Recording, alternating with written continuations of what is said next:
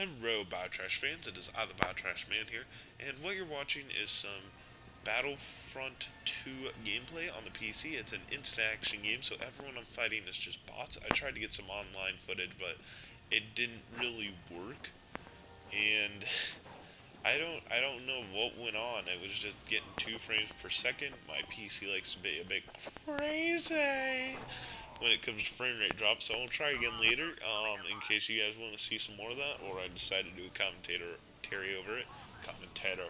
I've decided to do a commentator over it. That's not strong. Never mind.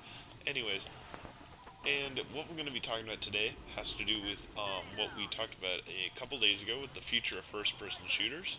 This is going to be the evolution of games since the PS2 generation. May reference back to PS1 generation and the 2D consoles. Be quiet, dog. Sorry, my dog was shaking in the background if you didn't hear that. And I'm going to mainly be talking about how just not even everything has evolved. Not just graphical wise, but also engine wise, code wise, story wise, multiplayer wise. And it's going to be more a brief look at the history of the video game. Yeah, say like I straighten video. Anyways, so even like let's go to just story. The stories have evolved so much. I mean, you have games like Mass Effect and Dragon Age, which have these huge, elaborate stories. Like no one ever thought video games could do that. They've become interactive literature. Well, back in Atari times, maybe pre-Atari. I mean, pre. God, this sounds like prehistory. Pre-Atari times, and they were like, "This is as good as it gets. 2 lines and a circle square thing that bounces back and forth. Who needs story? Yeah, we do, and we designed it. We made Mass Effect, had an amazing story. People nowadays want more and more story. You see it more and more. More and more people, like I said, in the FPS future of FPS games, it's becoming more about not just the gameplay. It's becoming more everything, the immersion, and story is a huge part of immersion. If there's no story, you can't get involved. Also, what we've seen, of course, is graphical changes, but I mean, again, I said I wasn't going to talk about this much, but I have to if I'm going to talk about it at all. Graphics have improved so much. They're also really immersive in every game. Remember, this isn't just first-person shooters. We've got real-time strategy games. The graphics are so good now. Total War Shogun 2. Zoom straight in on the guys, watching them fight to the death. It's extremely satisfying, and it just feels right. You feel like you should be there. And then real-time strategy games back even a little bit ago, 90s. Even then, the graphics weren't that great, but it was still so well done. The animations that it really felt immersion. Well, pre 90s, like the 80s and stuff, RTX games, if you can call it that, were just very blocky, and it was like, yeah, this is a video game. I mean, really, do we even refer to video games as video games anymore?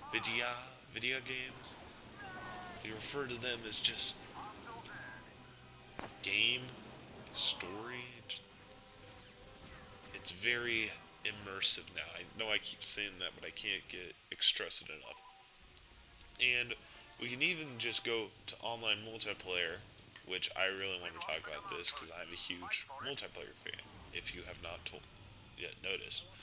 And basically, we have Microsoft to thank for that. I'm not fanboying here. This is just a fact. PC had it done, but I'm talking about on consoles.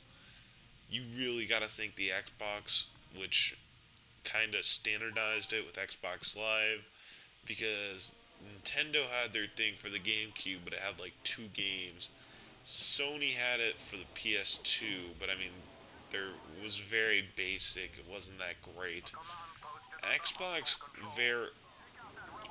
made it work. They fixed everything that had not been done, and they really won that over in this generation. Maybe not the next one, now that everyone has that advantage, they're gonna have to have, some new thing coming out, but that's a different story for a different day. But multiplayer has just advanced so much into competitive leagues.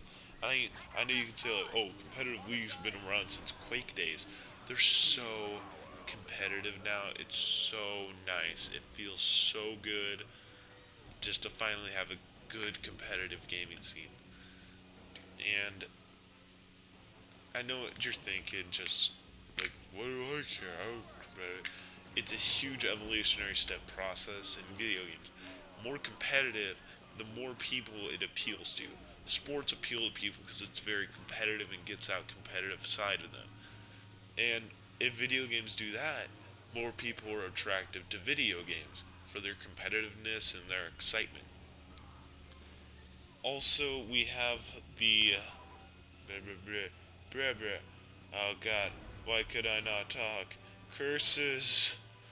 That was stupid. What was I gonna say now? God. Also, we have the massive indie game franchise now, which adds a personality and differentiates the gaming environment and lets more people flow into it, bringing more and more fans every single day, and it's so good. We have evolved so much in the past 10 years, this generation alone, not counting PS2 generation, the last one, or even PS1. If we go up to, Atari and past that, good lord, look at us now. So I'm just excited for the next generation of games. I'm excited to see what the graphical changes can be.